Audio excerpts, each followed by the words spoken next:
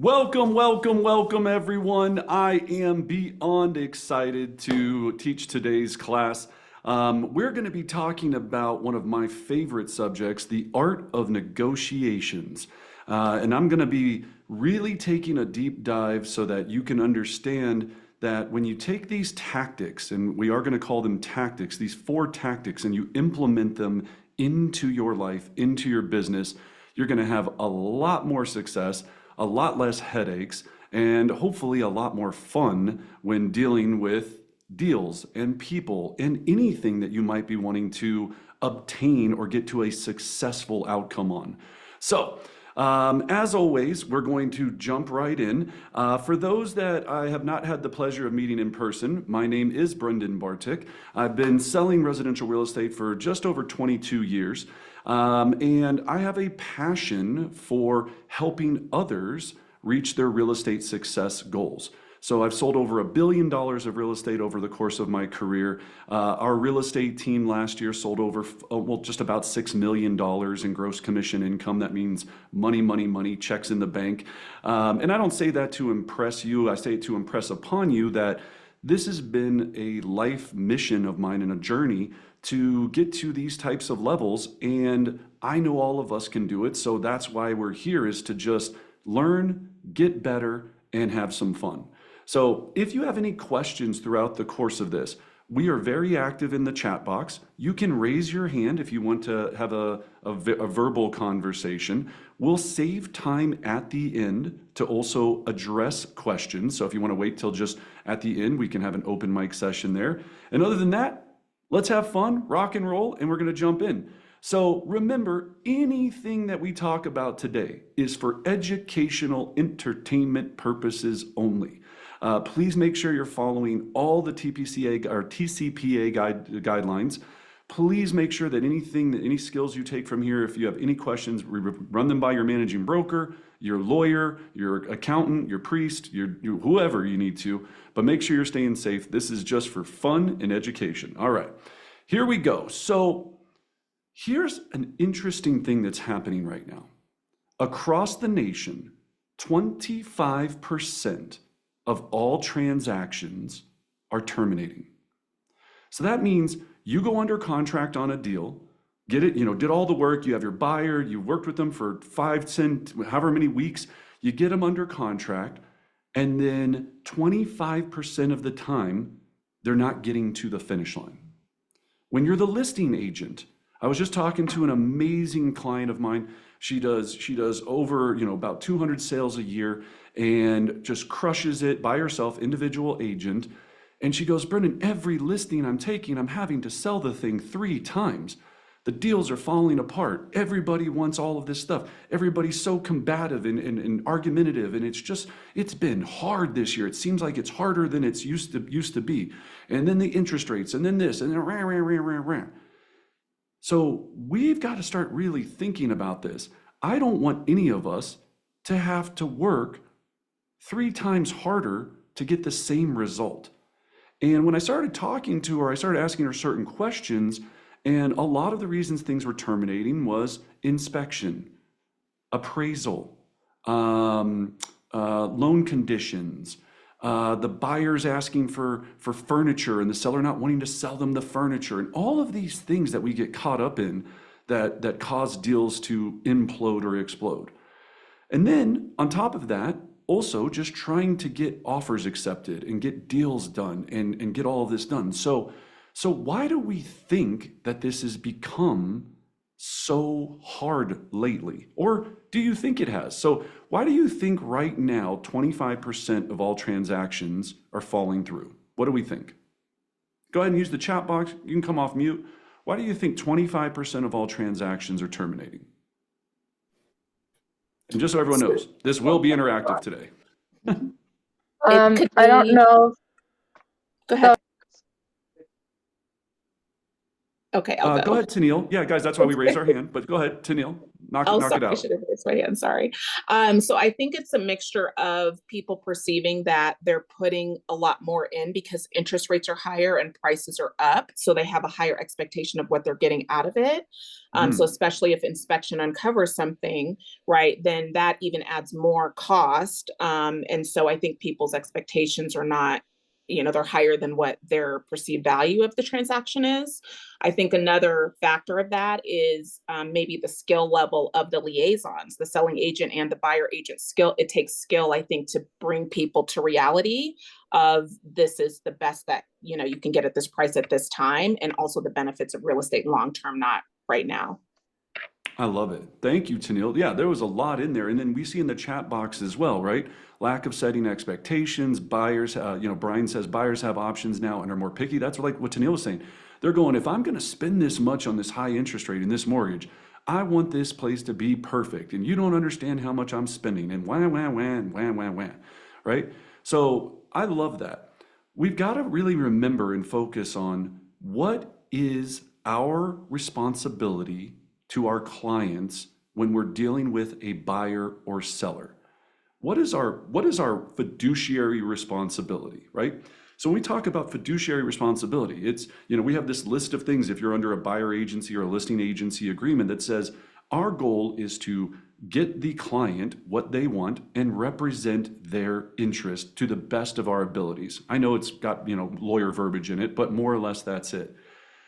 What I'm finding though is that a lot of people are struggling with the simple fact that you're not focused on getting the deal to the closing table. You're getting wrapped up, some of us are getting wrapped up and letting the buyer or seller manage us and getting into emotional conversations. We're having different issues come up, and they're the ones that are guiding the entire process. And then what we think a lot of times is that it's our job to get them all of this crazy stuff that they want, right? When I first got into real estate, I really struggled with the fact that, all right, the art of negotiation is if my buyers want this, I've got to go and dig into this other agent and figure out a way to get them exactly what they want. That's not true.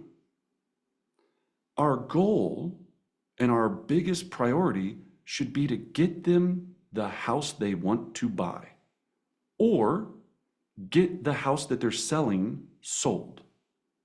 That's it. That's what our focus should be on. And we're going to talk about some things today where I've seen a lot of people, blowing deals up or not even getting to the closing table, or excuse me, to under contract because of these reasons. So we're going to jump in, right? We got to remember as we start today, please, and I'm going to say some things that are going to irritate people. And I just want to be very upfront about that. And when I say irritate, they're going to make you feel uncomfortable. You're gonna have limited beliefs about, well, I'm supposed to do this and I'm supposed to do that, and that's not the way that I look at it. I just ask you to give me some grace. Just hear me out, understand what I'm trying to do, and when you see the whole picture put together, hopefully it'll make you feel comfortable. But there are going to be some things that are going to make us get a little uncomfortable today. And one of those that we've been talking about is that we continue to allow our emotions and our opinions to affect the outcome, right? Awareness, capture and nurture, and then convert. Thank you, Angel. Right? We're letting our emotions and opinions affect the outcome. So what do I mean by that? So when we are in negotiations, we have to be so careful. I mean, so careful that we put our consultant hat on, that we're not going to suggest, recommend, tell anybody what our thoughts are. And this is where I told you you're going to get uncomfortable. You're going, aren't they hiring me for my expertise? Right? When they ask me, what do I think? I should tell them. So Brendan, do you think we should accept this offer? It's not what I think. My role in this, in the art of negotiation, is to always help guide them for risk versus reward. So write that down. Risk versus reward.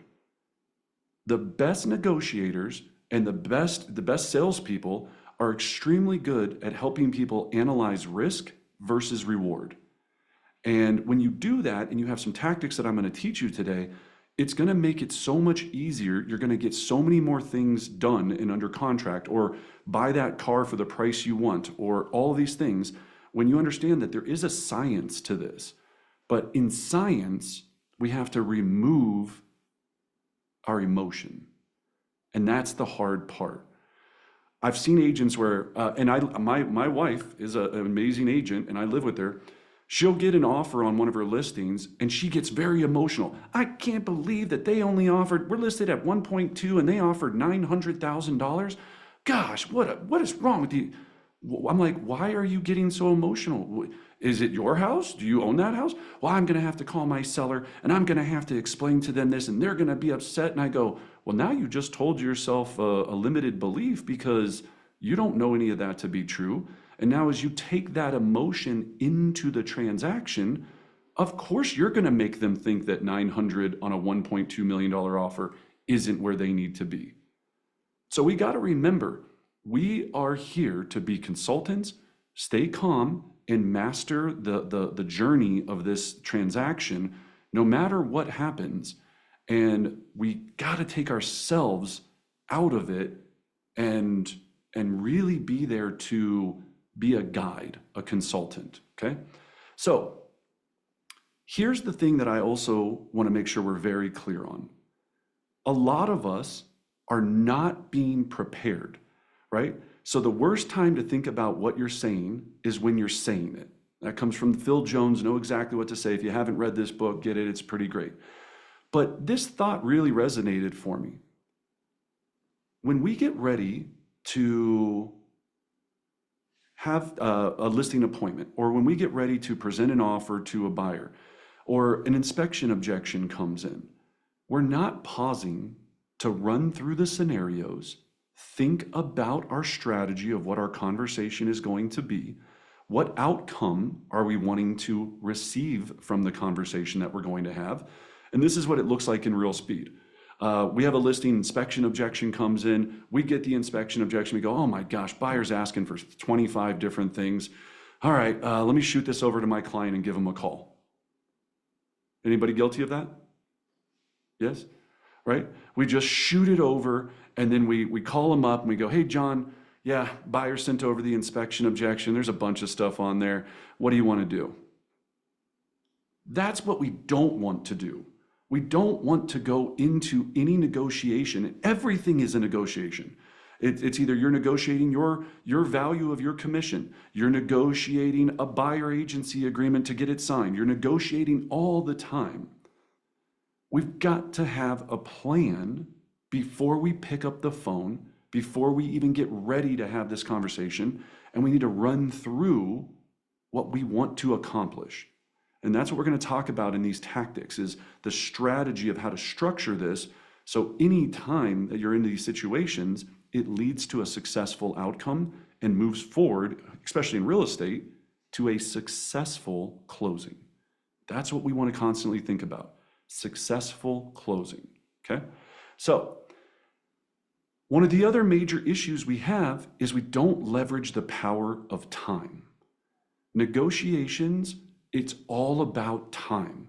I'm going to talk to you about some tactics today to really open your mind to this, but when we don't leverage time and when we don't utilize it to our advantage, we get into situations that cause us a lot of pain. So we're going to talk about the power of time today. So let's jump in to our 4 negotiation tactics, okay? Number 1, I'm going to start out with a very simple 3-part framework. Then we're going to talk about how to leverage time. We're going to talk about how to internalize this, memorize these strategies, and then we're going to talk a lot about being a chameleon and what that means and how negotiations help when you're a chameleon. So let's start with negotiation tactic number 1. A 3-part framework, what we call the 3 options method. Now, some of you I know have attended class and you've heard this and you're like, oh, Brendan, I know when we're talking about price, it's this or that or that. Kind of. You might have heard this in some different options or different classes of ours, but I want you to understand that this framework works in every type of scenario. So here's what it looks like. When we are negotiating and when we have a two parties that we're trying to get to come together, or you're one of the parties and you're trying to get the other party to come together, what we're always trying to think about when we're presenting information is to give options. And usually when we give options, we have three choices: terrible, problematic, and fantastic. So go ahead and write those down: terrible, problematic, and fantastic. Now, when we put this into practical use, I want you to think about a person's psychology. So when we have, let's say, a deal go under contract, we're going to go through some scenarios here in a second, but any type of situation that comes up, before you jump on the phone or before you meet with them, and we're going to talk about the best ways to do this negotiation, because when we're going to learn how to do it, and then what are the best ways to do it. Is it phone, text, email, all of that? But the first thing is we have to make sure that we sit down and we go, okay, what's the terrible outcome?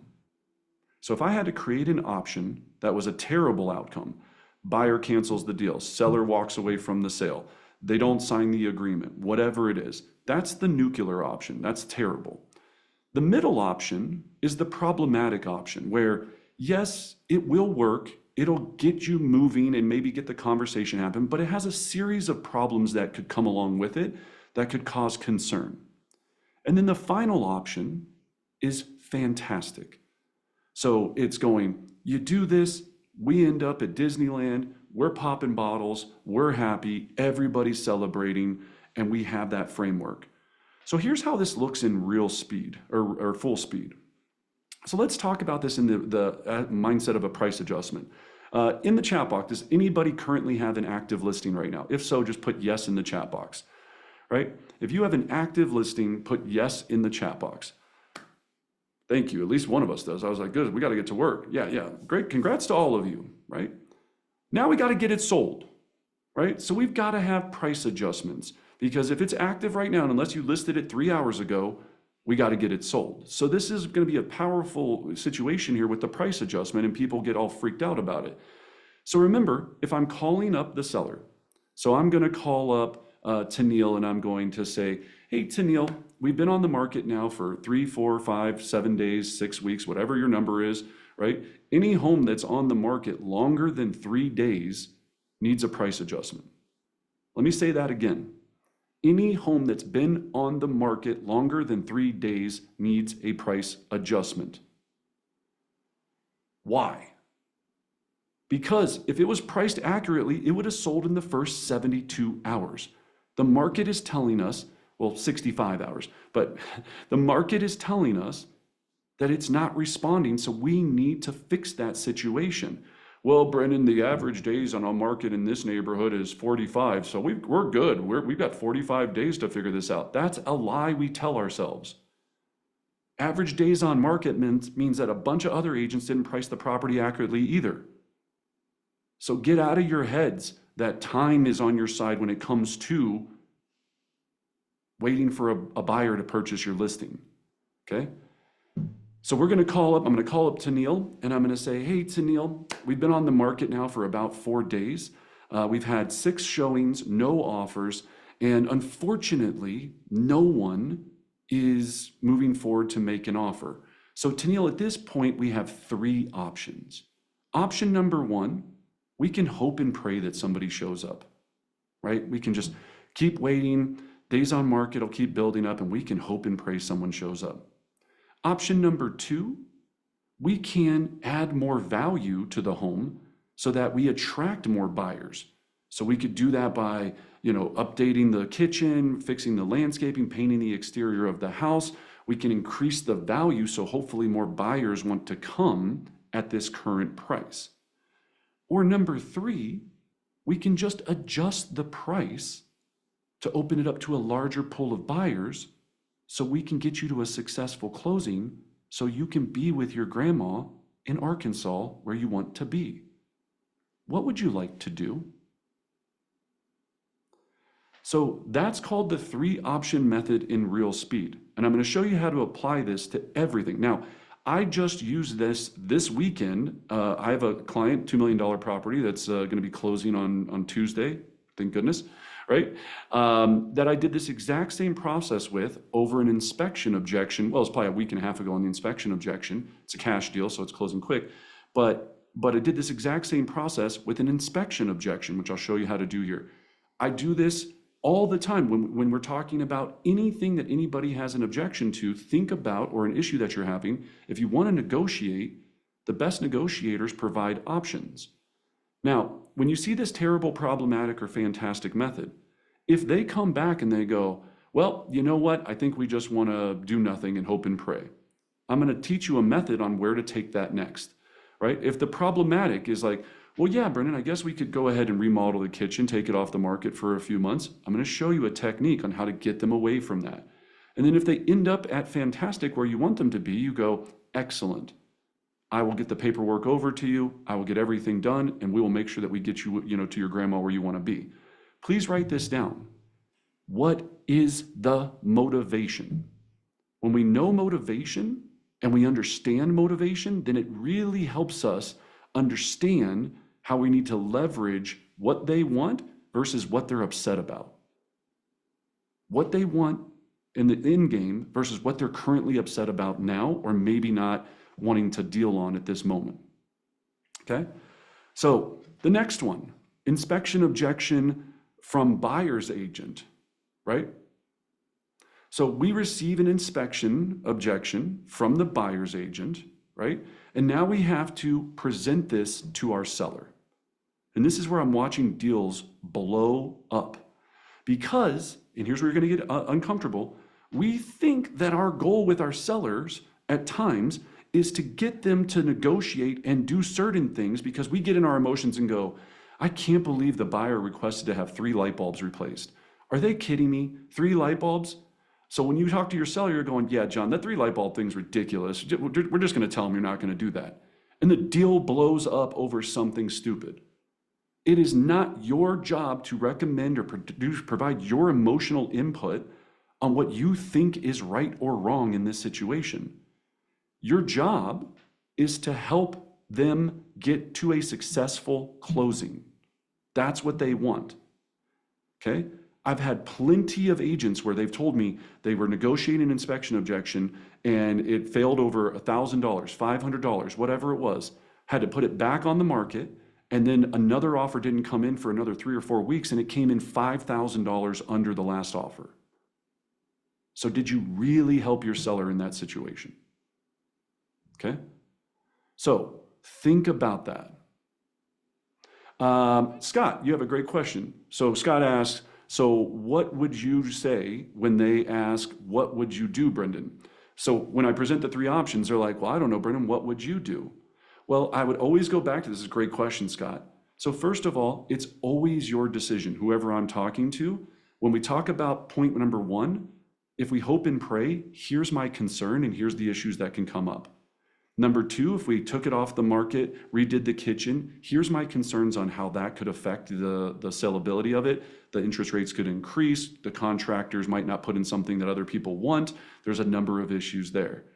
So Susie and Bob, when we look at the last option, which is adjust the price to open it up to a broader pool of potential customers or buyers, right?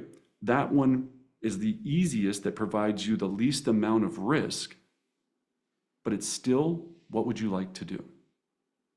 Because I don't want to ever tell them anything. If I tell them, I think you should do this, I recommend you this. If I go into someone, I go, I think you should drop your price by $25,000. They go, I think you should drop your commission by $25,000, right? Of course they think that, our mindset is trying to tell them to do something, because if we are successful, we get paid. That's why you can never go into those scenarios that way. It's always, here's the risk versus reward. What would you like to do? It's a great question, Scott. Thank you.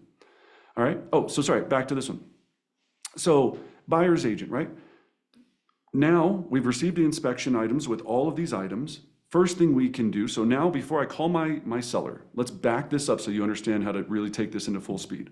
Before I call my seller, I'm going to think through my plan. So on the piece of paper, I want you in the future now to write down terrible, problematic, fantastic. What are the 3 options here that I can provide my seller that are either going to lead to a terrible outcome, a problematic outcome, or a fantastic outcome? Now I'm going to design my data and my conversation around those 3 options, and then I'm going to stay calm and just keep going through them. And it's still going to be their decision no matter what at the end of the day. But when you do this properly, you're going to end up at a lot more fantastics than terribles and problematics, right? And even if when you do this on your piece of paper, I always put a smiley face next to the fantastic because I'm like, that's where I want to end up, is smile, is happy town, right? I'm trying to go to happy town, okay? So let's do this in real speed. This just happened on my listing, $2 million, 9811 Oak Springs Trail. So buyer sends over, basically she was on vacation, buyer's agent was on vacation in Europe, decided to take the inspection objection report. I literally think she just copied the entire thing and pasted it into the inspection objection. And that was her inspection objection. Have we all seen that, right? It is the worst. And you're like, okay, this is stupid. So I looked at this and I said, yeah. So I looked at this and I said, okay, the terrible outcome for this is my seller looks at this and goes, screw it, I'm not going to do anything. I've already negotiated on the price. I've given them 3 pieces of furniture, right? This is how they're thinking. They can take this inspection objection and shove it up their wazoo for all I care. That's the terrible option, right? So the terrible is stick it up their wazoo, I'm not doing squat. Problematic is I'm going to get them to either provide a concession or a combination of repairs and concession, and we're going to move forward to a successful closing, right? So there's problems in there because we could send this over and they could still reject it and walk away, right? And walk away. And that's problematic. Or the third, the seller is going to complete all items and move forward. If we do that, are we going to end up at the closing table? We're going to have a lot higher success of doing it. But sometimes we go into this, and just like Scott asked earlier, they're going to ask you, so what do you think we should do?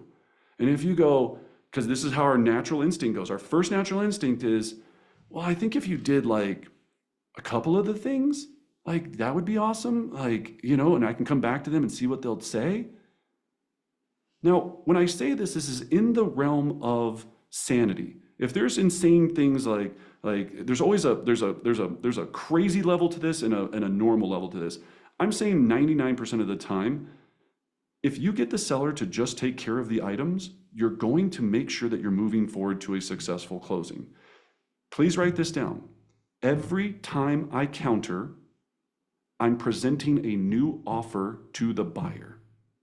Anytime you counter anything, you're presenting a brand new offer to the buyer, which they can either accept or decline. They've just presented you an offer.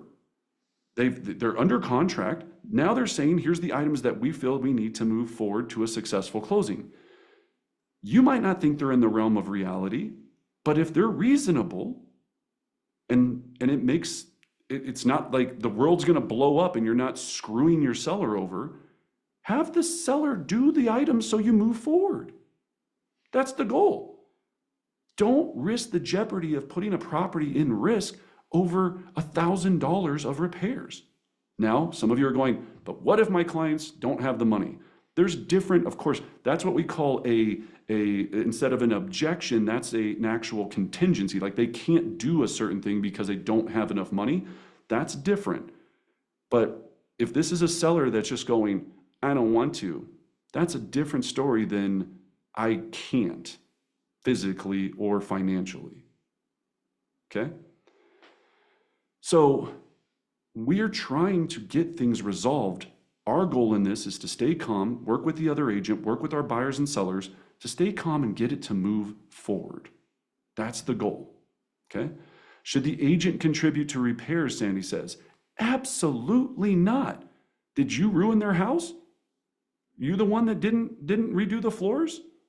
You took a sledgehammer to the, whatever, right? No, never. This is your money. When I say never, unless you have to get the deal done, right? Right? If it's an absolute, you have to get the deal done, then that's a business decision that you make. But ladies and gentlemen, I don't want you ever negotiating your compensation into a deal.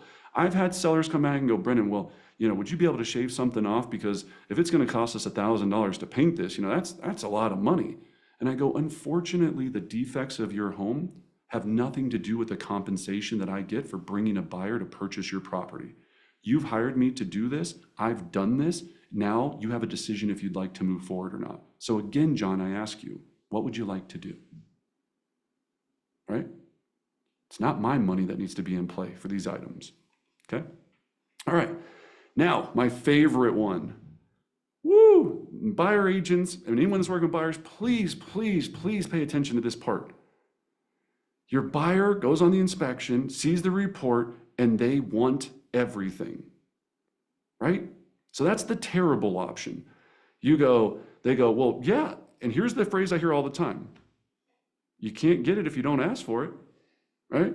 It's worth a shot. Like, might as well just ask them and see what they say. And you go, okay, I'll write it up. And you write this up, and then you send it over, and you just sent a nuclear bomb to the listing agent that they now have to try to decompress to keep this deal alive. But Brendan, it's what my buyers wanted. I understand that, right? But your goal is to what? Get them the house. That's what they want, the house, okay? So that's what we're trying to do, is focus on getting them the house. So the terrible option is let them put everything on the inspection objection. That's terrible. The problematic one is we can focus on health and safety issues, maybe do a combination, or just ask for a concession in lieu of the items so we can repair them ourselves. It can be good, it can be done. It's not good, it can be done, but it's a problem. The seller now is gonna have the ability to reject it, which could cause pain in the deal or maybe not move forward. The last option is fantastic. So John, Susie, I know there's a few items on the inspection report that came through, but you do want to purchase this home, correct? You want to move into this home. So I just want to advise you that any request that we put in for any repairs, the seller can come back and reject, right? And they'll just say, no, thank you. And so we want to be very careful of how we move forward, because number one, if you're okay with, doing the touch-up paint and, I know the garage door has a dent in it, we're not buying a brand new home here. This home obviously was used by another person. But if we do not submit any inspection objection at all, then we're going to guarantee the fact that we're moving forward to a successful closing. So again, Bob and Susie, I ask you, what would you like to do? Okay? And you'll be surprised at times when they just go, we'll just do that. Like, fine. Life's better. Everything moves forward. You didn't screw them over. There was nothing unfiduciary about that. There's nothing in that. It's their decision, right? So Deborah says, our team will help the seller if they don't have the money, they reimburse us at closing. I love that. Win-win. That's fantastic. Jurgen says, be realistic. What would you like to do? My favorite takeaway. Yeah, thank you. Yeah, Rosie, that you're going to get this verbiage down, and I'm going to give you another line here that's going to be very helpful, right? So the next one, if they object to any of those, I can appreciate that. Here's my concern. So if they go for the terrible or problematic option, I can appreciate that you may want to just, reject the offer altogether. But here's my concern. And then you go into your data points. Remember, we prepared this conversation before we got on the phone or met with them in person with data. We've only had this amount of showings. You've been on the market for this amount of time. There's 3 other properties that are listed $100,000 less than you. Data, data. And data is just presented in a calm and very chill way. But here's my concern. The problematic option. Well, yes, you could only request health and safety items, but here's my concern. If we do that, right, and you go down that road. So always just remember, 3 options. If they get stuck on terrible and problematic, keep going back to your data points and go, I can appreciate that, but here's my concern. Now, I had sent over to you earlier that we've had 9 showings, data. So if you go down this route, we could end up not being at a successful closing. So when we go back to this, anytime I present this, like let's do this one, right? The terrible option. We can hope and pray and not end up at a successful closing. Number two, right, the problematic, right? We could do these items, send them over, they could reject it, and possibly not end up at a successful closing. Or option number three, Jim and Susie, we can do everything that they've asked for and guarantee that you end up at a successful closing. What would you like to do? That's it, right? Right? And Rosie says, do we label them as terrible, problematic, and fantastic, or is it for our reference internally? Just for your reference internally. Yeah, do not tell this to the client. It's a great question, Rosie. Yeah, just don't be like, all right, the first option I'm going to give you is terrible. The second one, it's got some problems. The third is going to be fantastic. I'm glad you're bringing up, Rosie. That's a great question. Yeah, I should have said that from the start. Yeah, no. And I used to use, instead of terrible, I used to use the word nuclear, right? I was like, that's the nuclear option. This whole thing blows up. But Anna McKeel, my business partner and friend, told me that was too aggressive. So she said, it's just a terrible option. So that's what we're trying to build, is this framework. And then you're talking them off the ledge when they pick the other two. And here's the other piece that I want you to write down. It just takes patience. It takes patience. I've been on calls where I've literally repeated myself probably 65 times because they have to hear it over and over again. You're taking them from a high level of resistance to a low level of resistance. That takes time, patience, and sticking to facts and not emotion. That's what wins negotiations all the time. Try as your hardest to have no emotion in this whatsoever. Because if you do, they're going to sense it on you. And we call that commission breath. If they think they're trying to guide them to a specific outcome, that's commission breath. You're breathing down my neck because you want to get paid, you scumbag. That's not who we want to be. We don't want to be scumbags.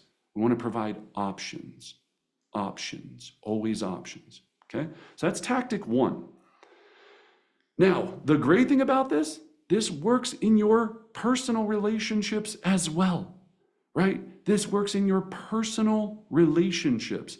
So anytime, let's just say my wife, for example, and if any of you repeat this to her, I will be very upset. She couldn't be on this Zoom right now because a friend of hers is in town. So that's why I can talk a lot of trash right now. It's very, very fun for me. So she goes, Brendan, I want to buy XYZ purse for $10,000. What do you think?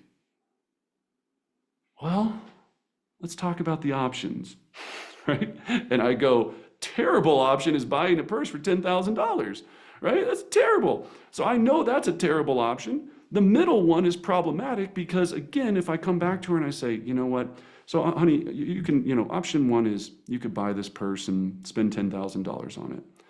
Option number two is maybe we could buy, a more affordable purse and then use the other money to save so we can retire one day.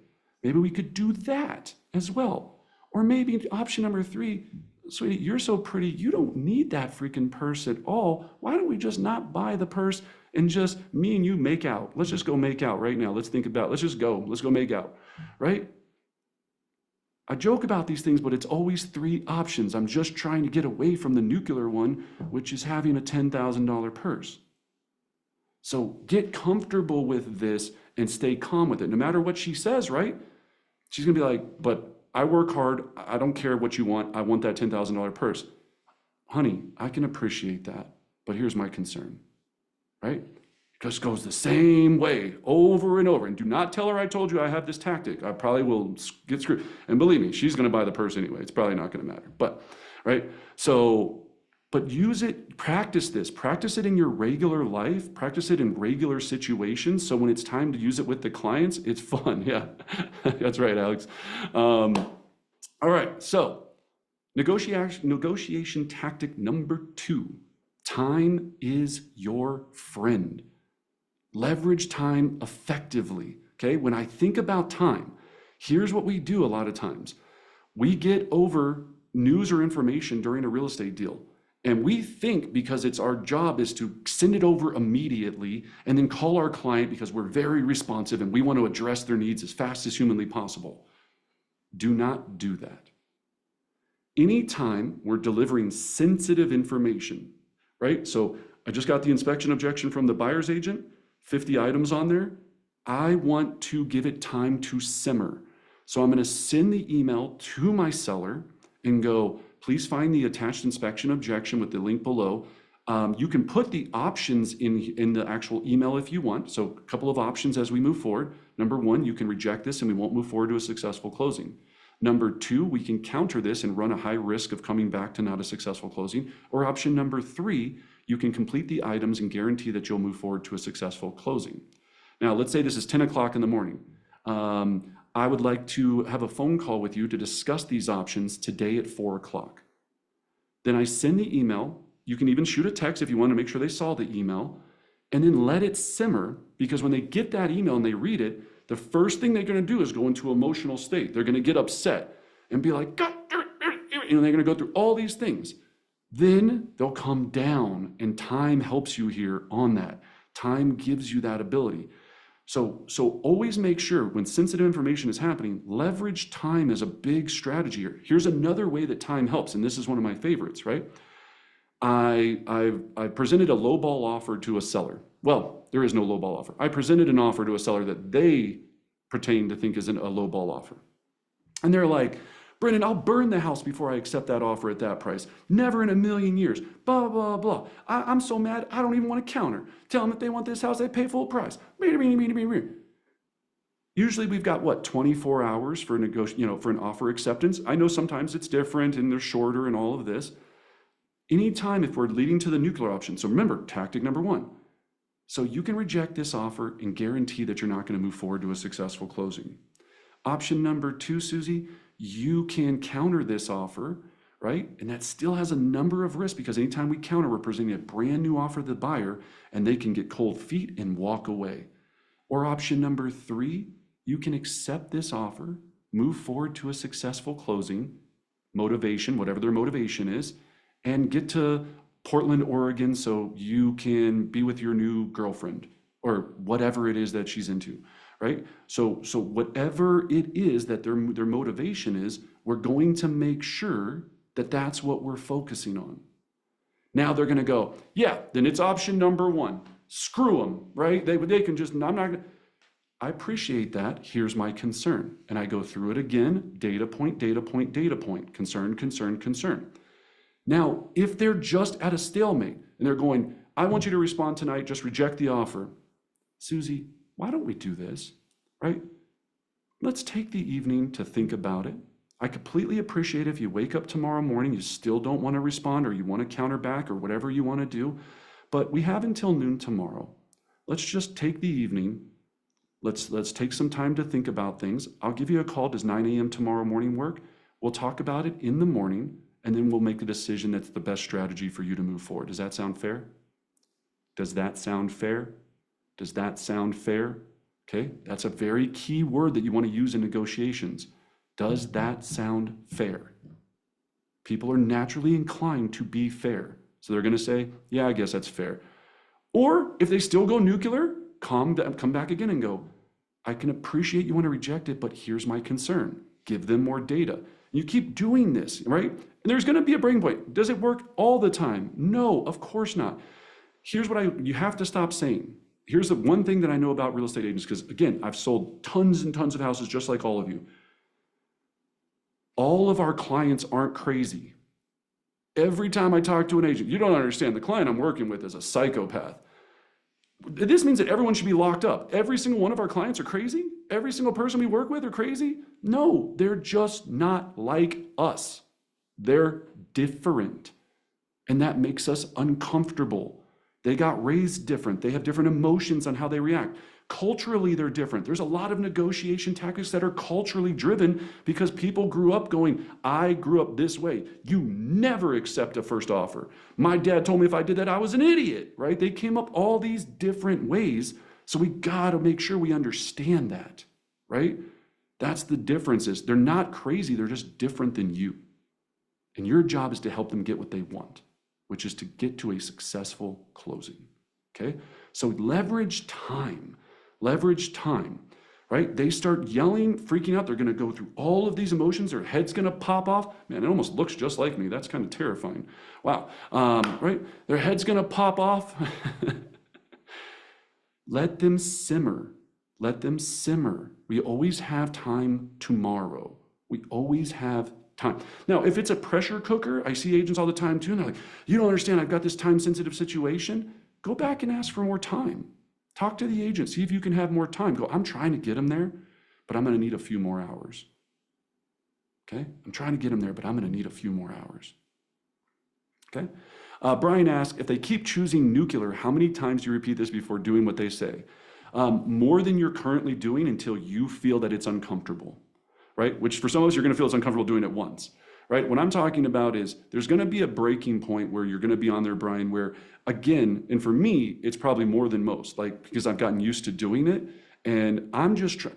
Here's what my fear is. Any negotiation I go into, my fear is they're going to lose the deal, right? That's how I look at it. So I come in as this hero mindset that my goal is to save them. And even though they're going to have stupid ideas about what they should do, I've got to help them not make stupid ideas. And so I'm passionate about going, I get it, Brian. I understand that you want to do this.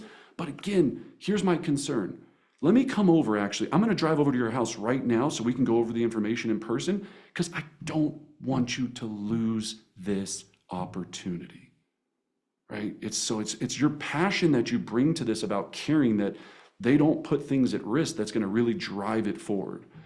Rosie says, seller trying a higher price and later on having a seller amnesia on price adjustment. How do we handle that? Seller trying to, well, that's easy. It's still just the price adjustment conversation, Rosie. And we'll adjust that one at the end. But when they say amnesia about the pricing, it's our job to provide them data. And when I mean data is everything is set up ahead of time. Here's the stats, here's the other properties. And if I have to, I will drive over all the time to see a client in person, sit down with them and do a whole nother CMA over with them, because it's worth that amount of money. Right? It's worth that amount of money for me to be able to make sure that they understand it. If I just call up a seller and I go, hey, did you get the email with all the data points? Here's what they're going to say. Oh yeah, Brendan, I read everything. They don't read anything. They did not even open your email. They didn't see anything. They just go, I know what you're calling me for. You want to drop the price. Well, I'm not ready to do that yet. So if that's what this call is about, you can go, no, right? We're trying to keep them calm. We're trying to make sure that they don't make a bad decision. That's all we're trying to do, all right? So tactic number 3, we have to practice. We have to memorize, internalize, and personalize this experience. So when we're talking about this, right, when we're looking at role play and you're going through scenarios, the only reason we have role play and script practice and conversation practice and all of these things is because of the simple fact that the more authentic you sound doing this, the more they're going to move forward. If they believe, right, they're going to move forward. Trust comes from this.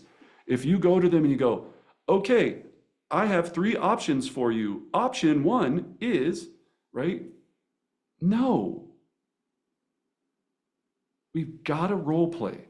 The second piece is go into your plan with it written down.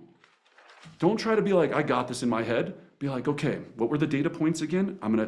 I like to think about this a lot of ways, and I don't want to freak you out, but it's like you're presenting evidence to a jury. I always think, I don't know about you, I love like lawyer shows, legal shows, anything that has lawyers and trials and all that. It just fascinates me because it's their job to prove evidence to a court, to a jury of your peers about why they're right. Is that not what we do? We're presenting evidence, data on why they'd want to make this decision. So either this person goes to jail or doesn't go to jail. One of the two. But anytime you see them in the courtroom, do they have notes and folders and papers and all of this stuff and talking points? You see them making notes all the time. They're like, oh, that's a good one. Now I'm going to say this when I come back up. Blah, blah, blah. So we got to write down our plan and make sure it's ready to rock and roll and go through it.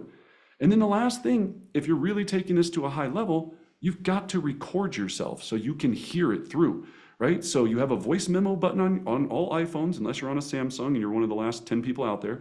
Just kidding, Samsung users, just kidding. There's still a home for you somewhere, right? But on iPhones, you've got a memo, you can record the memo and just run through it and then play it back and be like, okay, That doesn't sound good, right? Think about if I was listening to it, or the seller was listening to it, or the buyer was listening to it, you'd be like, that didn't sound smooth. But what I want you to take away from today, please, please, please, is just make sure you go into it with a plan. You guys don't realize how much money, 10, 20, $30,000 can be lost in a 35, 45-second conversation like that, right? From hello, and in your energy right out of the gate with hello, it's like, hey, John, yeah, so the buyer sent over the inspection objection. I know, it's a doozy. Oh, I know. Oh, yeah, right? That energy you bring into it right now kills it. I come with an energy of going calm, and I'm gonna get to a successful closing. I'm here to save you, super S underneath my chest. I'm here to save the day. That's what the best negotiators do. Like when you think about the guy that's about to jump off the building, right? And they're trying to negotiate him, get him to calm down. They're not like, all right, hey, just do what you feel like, man. Like it's up to you. You know, if you want to jump, you jump. Well, you know, that just you do you. No, right? They come in and they have strategy. They go to school for this to learn how to talk through these situations all the time. But they have a plan. So record yourself. All right. And then negotiation tactic number 4. Be a chameleon. It's always about them, not you. So if we're doing negotiations in person, we're always going to do subtle mirroring. And I highly recommend this summer, please, please, please, take a neuro-linguistic programming class near you. NLP, neuro-linguistic programming. They usually do seminars for like $150. It's across the country, right? I'll post one in the Facebook group after this that'll show you where to go for it. But this is the art of doing this. Communication comes down to making the other person feel comfortable. So subtle mirroring means that if their elbows are on the table, my elbows are on the table, or at least one of my elbows is on the table. If they're sitting back and their legs are crossed, I'm sitting back and my legs are crossed. All these things. If they're really talking with their hands a lot, mamma mia, I'm gonna get straight Italian with them, and I'm gonna go full hands as well, right? If they're not moving their hands at all, and you're going handsy on them like this, it's gonna freak them out, right? It's gonna freak them out. So subtle mirroring. I'm going to match and mimic their rate of speech, right? Or their pace of speech. So if they're from the South, like I just did a presentation this morning to Columbia, South Carolina, amazing agents, right? Oh, thank you. All right. And I wrote down, it's funny here too, on my notes, right? I came in with a plan. Brendan, speak slow, right? Because I'm in the Carolinas and I get hype, you know, I'm like, blah, blah, blah, blah, blah, blah, blah. And I'm like, all right, Carolinas, let's chill it out. Let's slow it down, right? Because that's comfortable to them, right? Learn their personality profile. Am I dealing with a tiger, dolphin, or a turtle? Are they an aggressive tiger? Are they a super friendly, chatty dolphin? Or are they a very slow and cautious turtle? My negotiation is going to be customized to that personality style so that I can make them feel comfortable. Respect their personal space. Right? Everybody's different, especially in person. I see a lot of people getting real close to people next to them, showing them information and all that. You do that with me, I'm freaking out. I'm like, why are you even near me? Like, please back up, right? So respect the personal space, maintain open body language, right? So again, if you're in a negotiation and you're sitting here, and I've watched agents outside of a house, I'm like watching them outside of a house talking to their buyers, and they're like, so you guys want to make an offer, right? No, we're welcoming, we're opening. Hello, let's make an offer. Let's get to Happy Town. We're super, this is great, right? So recognize your body posture. And then the biggest one above all, tonality and cadence, right? The rhythm of how you say things. Anytime we're talking about money, anytime we're talking about price, anytime we're talking about sensitive information, we got to go into smooth jazz, 107.5 Sunday night beats, right? Like it's like, welcome everyone to smooth jazz. We're going to have quite a show tonight, right? Because you want to be soothing. If you're like, hey, I just sent over the inspection objection and it sucks. Like, I know it blows. Yeah, it's bad. It's really, really bad, right? Like, no, we've got to calm down. Do not let your emotion enter the conversation, all right? So the last thing I want to leave you with and think about as far as this goes, this is an image of the road to mastery. And I want you to think about how much you're practicing every week. Now, we use this visual a lot. This is Tiger Woods' practice schedule. Whatever your feelings are, take away whatever your feelings are about Tiger Woods. Just take him as an example of a pretty successful person that was successful at a certain thing, right, which is golf. This is his practice schedule. So 60 minutes, 30, 120, 30, 90, 30, 270 minutes, 720 minutes is what that looks like in a single day. Now, on the right-hand side there, what you're looking at is from the year of 96 to 2010, how much he made in earnings. This is not from sponsors, not from anything else, $95 million, right? $95 million. Here's the craziest thing I want you to think about. He was making during that time from 96 to 2010, $21,061.82 for every hole he played. Think how crazy that is. A hole of golf, just not a round, one hole.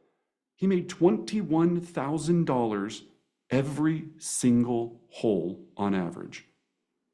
And the reason I want to drive that home is because it's the same with us. We have that same ability with listing and buyer appointments.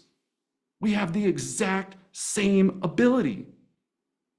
Why are we not practicing to that level? Okay, so take away, look at your schedule this week. Are you in a role play group? Are you, MAPS has an amazing role play company or organization group that you can do. If you're on a real estate team, go to your role play. If your office has role play, get into role play. Call a buddy. And also, lastly, if you want to take all of these skills to the next level and you're new and joining us, you can join our Pulse program, right? So these are all of the tactics, strategies, skills, things that we discuss in the program.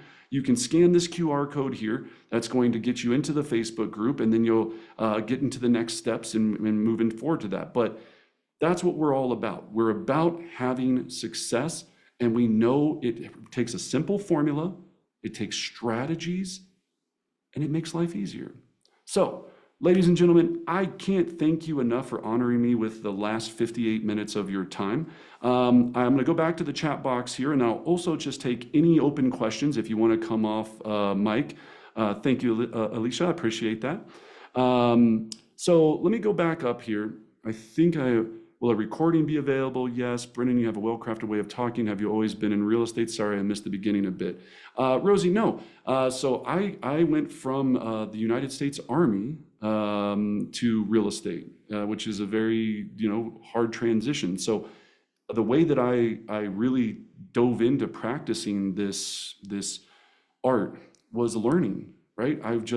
Anytime I could go to an NLP class, anytime I could go to role play, those that know, we used to have role play in our office every single day for 45 minutes a day, right?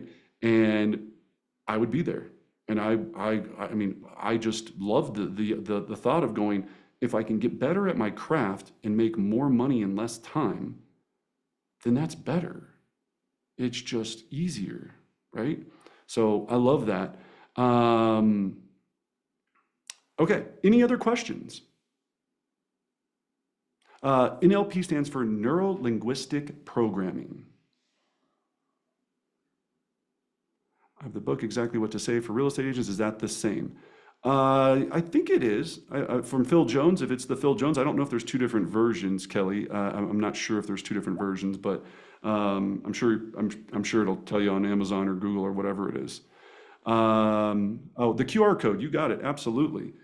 So yeah, there's the QR code. Yeah, join us in our Facebook group. So the Pulse Nation, right? We've been growing at an extremely fast rate.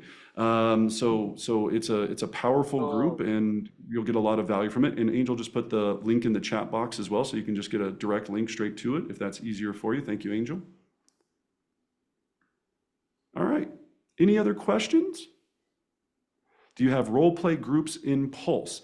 No, we don't. Thank you, Ronnie. Appreciate that. Pulse Nation does rock. No, we don't have role play groups. People have formed role play partnerships inside of our Facebook group and have now call each other and have role play and do all of those things. Today's recording will be sent out, I believe, 24 hours after this. So you can go ahead and play back this, listen to it in the car. That's what I do. I just listen to things over and over again because I'm just not that, well, I guess I'm smart. I'm smart enough. Yeah, so tactic number 2, so back to tactic number 2. So tactic number 2 is leverage time to your advantage, right? When you think about time, you know, we really want to use it. We react so quickly when we get information or anything in negotiations. I've seen so many times where it's just let it simmer. Let's take the night. Now, time can also work against you, right? Now, if you're sitting in a listing appointment and they go, I want to take the night to think about it, now time is not on your side.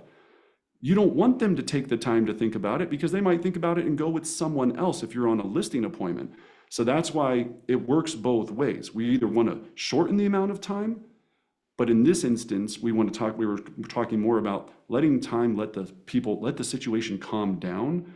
Anytime you're dealing with offers, inspection objections, appraisal contingency thingy, conditions, any of those stuff. But if I'm on a listing appointment, I want to shorten the time of them making a decision to as quick as possible so that I can get that signature and move forward to a successful listing and a successful closing. It's a great question. Excellent. Oh, thank you for putting that in there. Yep. Appreciate that, Keith. That was very kind of you. Anything else for me while we're here? Anything else about negotiations? Anything else we can chat about? Otherwise, I'll let you get to it and have a wonderful day. Gina Asher, do you recommend phone call or in-person follow-up to discuss options? Is one better for the calming effect? Great question. So Gina, if you're still on here, so the question is, do you recommend phone call in-person follow-up to discuss options? So I always, if at all possible, would 99% of the time would much rather deliver any information in person, right? That's if it's possible to do. Sometimes we can't drive an hour across the city to go over a sensitive inspection objection, or to get our buyer to accept, or excuse me, our seller to accept an offer, or to get a buyer to make the offer. So we have to do a lot of things by phone. But the point that Gina, I'm really glad you brought this up that I didn't mention, never do it by text. Never try to do it by email if at all possible. I watch, and I know you're out there, my turtles are out there. You'll write a 16-page novel about why you think things should be done the way it is. You're like, and then I read it, and because I'm different than you, the tonality that comes across in that email, I go, what? Screw that, right? Or whatever my feelings are, because I haven't had the chance to talk to you. So now I'm dug in on a visceral feeling about how I'm going to approach that conversation. Text message. So, hey, did you get the offer? Are you going to accept it? What? Like, call the person, talk to them. I know this seems awkward, but when you're talking to them, it's so much easier to extract. They need to breathe the fire out of their mouth. Let them get the fire out. And then you go, okay, the dragon has let it all out. Now, nice dragon, right? And then we just calm them down, pet the dragon, get to a successful closing, okay? What's your best CRM for follow-up if you have clients from Canada that don't have telephone numbers as you? Do you have options for us in your program? Yes, absolutely, Jan. Oh yeah, we cover database management. We cover all of the latest tactics, strategies, techniques, workflows, all of that stuff. Absolutely. Which option worked on your latest listing sale? Oh, that's a great question. So yeah, so 9811 Oak Springs. So I had the seller do everything. I just had the seller do everything. And this is a great question, Gary, because honestly, in this situation, and when I say everything, I mean, it was like leaky faucet, this little thing, this little thing, this little thing. I mean, it was da da da da da da da da da. So when I talked to my seller, I was like, all right, it's 2 million cash, right? We want to get to the finish line on this. We want to get to the finish line on this. So when you added up all the items, I mean, I think total, and of course there was radon on there because we're in Colorado, and so radon mitigation and all this. I think the total of it was probably like $4,500 of repairs or things that needed to be done. HVAC, this and that, servicing, all the, the Yahoo stuff that we get. And I just talked to him and I said, Steve, and I says, he's a nice guy. He can be very short. He is a tiger. I go, Steve, here's our options. Option number one, Steve, is you reject this. They come back, decide not to move forward. And we have to find another buyer that may or may not come in at the price that we're at now and not move forward to a successful closing. Option number two, Steve, is we could counter this and you could either offer a concession in lieu of these items or take care of a series of these items and offer a concession and run the risk of not moving forward to a successful closing. Or Steve, when we look at the totality of all this, I know it seems like a lot of items and they're kind of, there's a lot of numbers next to them. When we really look at it, if you take care of these items, we come back and let them know that we're accepting everything that they're requesting, you'll guarantee that you're moving forward to a successful closing. So Steve, what would you like to do? And at first he came back with the combo. He was like, well, I'll do a few of the things and yada, yada, yada. And I go, Steve, I can appreciate that, but here's my concern. If you only do a few of the items and I go back to them with this and they get frustrated for any reason, their earnest money is not at play yet, right? Because we haven't gotten past inspection. They walk away. We've got to put the property back on the market. That's going to show all of the other sellers out there that something went wrong, that we came out of contract, and they're going to obviously think for what? Probably inspection. There could be a stigma on the property. There could be a variety of issues moving ahead. So you could do that, but I just want to warn you, there's risk involved. And again, Steve, if we just go with doing the repairs in that option, you're not going to run that risk. But at the end of the day, Steve, it's always your choice. So what would you like to do? All right, ladies and gentlemen, I would love to stay on here all day with you, but I am very hungry. Thank you for spending this time with me. Take these tactics, have fun with them, use them on your significant other. And we have this webinar every month. Join the Pulse Nation, and everyone have an amazing week. Take care.